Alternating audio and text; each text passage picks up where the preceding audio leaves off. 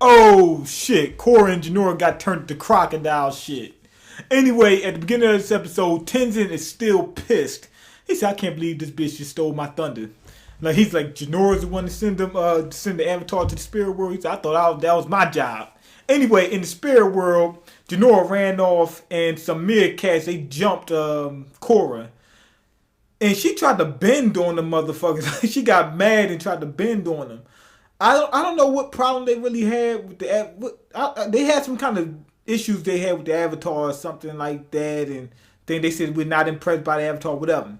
Anyway, a croc makes a snack out of the girls and they get separated. Cause when they jumped it, they went through that hole and whatnot. And then this crocodile came out the blue and they got separated. I don't know, like the crocodile had like two separate assholes and they came out, different ends or something like that. But they both came out, and Janora was on like this positive looking side, and Korra was on this negative looking side, and she got turned into a damn baby.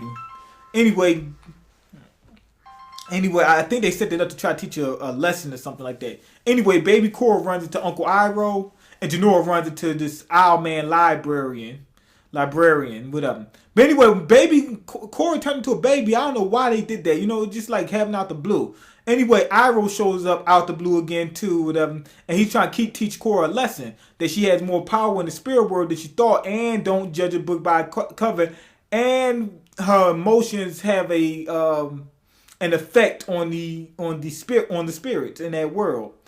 I think that's what they were trying to do, but it seemed kind of weird. Like they just put that in there. Like Korra needs to learn a lesson. Put some shit in there. Bring out Iroh. People liked Iroh. Iroh was one of my damn favorite characters. He probably was number 2 out of the original series, the Avatar. The Last Airbender. It was Sokka, then Iroh, I think. Yup, those my 2 favorite characters. I think they probably brought them back for that reason. Anyway, Janora ran into the owl librarian before. She ran into what you call him, Flatfoot or whatever his name is, the rabbit, and it takes him to the owl. She's trying to do a research in the library and whatnot, and the owl's not playing no games, right? But he finds out that she's with the Avatar. He's like, oh, okay, you know what? Go ahead and do what you got to do. Anyway, Janora gets jumped in the library. What you call him, Uncle, what's his name? Pop Lock, Master Lock, or whatever his name is. Uncle Master Lock. He jumps her, right? And he turns like he can do something similar where he can change he's changing the spirits into negative spirits. And for some reason the owl librarian, I forgot his name, is helping him. And he said he's proved himself. Pay attention to that. Now, that thing I was saying about him being the anti-Avatar, that makes sense to me. If the Avatar is changing spirits into good spirits and he changed them into negative or positive spirits and he changed them into negative, then that seems like the opposite. But for some reason, they seem like they're trying to make him into a goon, which I hope they don't.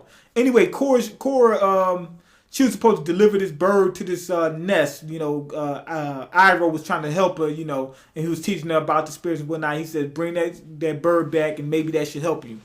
So maybe he's like a spiritual guide or something like that. Anyway, she finished her mission and heads to the portal. The Firebird or whatever it was called, Dragon Bird. When she got into the nest, it combined, fused with his other parts and became one, and then they flew over to the portal. Anyway, Korra gets blackmailed and opens up the portal. Cause what you call my man Master Lock, he's sitting there with the girl Janora, and he says, "Yo, if you don't open this damn portal, I'm gonna open her neck. I'm gonna kill this bitch right here, right now." So she does it. She opens up the portal, and you already know what he tried to do. He said, "I'm gonna take your ass out too." And the dragon bird or whatever it's called comes out and saves it right in the nick of time, cause she almost got fucked. Anyway, I'm gonna give this episode 4 out of 5. I wanted to give it a 3 out of 5. I mean a 3.5 out of 5.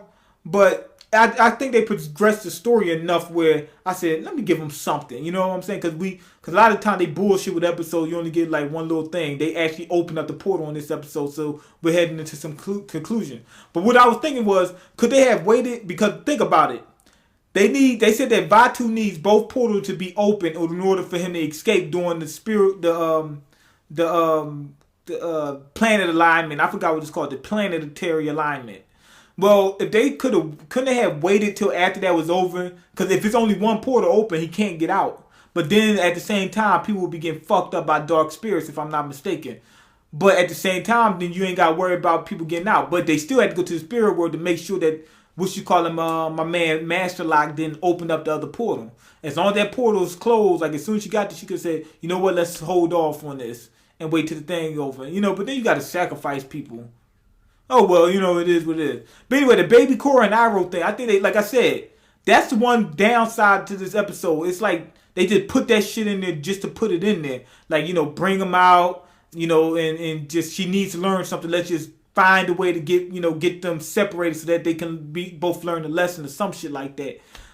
It didn't happen naturally. That's what I'm trying to say. It did not happen naturally where it seemed like it was fluid with the story. So that's why it seemed kind of weird. Even though I think some of the shit that happened in it was kind of necessary, it just didn't happen naturally. Anyway, can Korra just use Rava's powers? Because remember, she didn't go like a Master Lock. He said if you'd have went through the portal, you'd be able to use your bending right now. She can't use her bending, but she went into like or like the Avatar state, if I'm not mistaken, or the spiritual state, the Avatar state. So Rava and Vaatu, they got different powers in this world. They can shoot out beams and shit, and if I'm not mistaken, the Avatar state and the energy bending, if I'm not mistaken, is part of Rava's powers. So can Korra tap into that and just start shooting out beams and shit because she needed it right then and there? That's what I need to know. Can you use Rava's powers when you don't? Because they, as far as I know, the only thing they've been using was Avatar state and bending. That's all they've been doing. But if he's half Rava and half human, and can't they just use Rava's powers when they can't use the bending? Because it could have came in handy right now. Anyway, another thing is they got to develop Master Lock. Master Lock is starting to look fucking crazy. He's all right now, but they brought him in and introduced so much to him. You got to give him something. Don't just say, hey, we're going to develop this guy to a point, then just say, oh, he's a goon. If he started off as a goon, then it'd been cool. But don't bring somebody in develop to a certain point. At least if he's going to be a goon, give us his backstory. Now, the owl said that he's proven himself. I'm thinking that he's been into that spirit world many times, and that's how he learned about energy bending. He went to that library and learned all that shit, found out about Vaatu, all that. That's what I think happened. And plus, because look at Jinora, she's got attachment to the spirit world. She went to the spirit world like that. So he probably was the same way. Where he was a kid, he went to the spirit world, and either he got raised by Vaatu to be evil or whatever the fuck happened. But we got to see that because I don't want to see them just turn him into a goon, for no reason. Or he's got another way, like he knows of some way through looking through that library, some way of controlling Vaatu once he releases him. Anyway, go ahead and leave your comment. Let me know what you think. If you like the video, go ahead and click that like button and subscribe. Anime and manga means more. Peace.